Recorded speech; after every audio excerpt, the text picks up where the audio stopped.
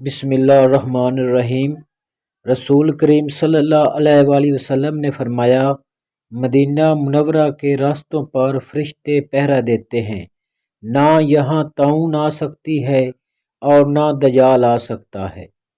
نبی کریم صلی اللہ علیہ وآلہ وسلم نے فرمایا، دجال مدینہ تک آئے گا تو یہاں فرشتوں کو اس کی حفاظت کرتے ہوئے پائے گا، چنانچہ نہ دجال اس کے قریب آ سکتا ہے اور نہ طاعون انشاءاللہ۔ ایک دن رسول کریم صلی اللہ علیہ وآلہ وسلم ان کے پاس گھبرائے ہوئے داخل ہوئے۔ آپ فرما رہے تھے کہ تباہی ہے عربوں کے لیے اس برائی سے جو قریب آ چکی ہے۔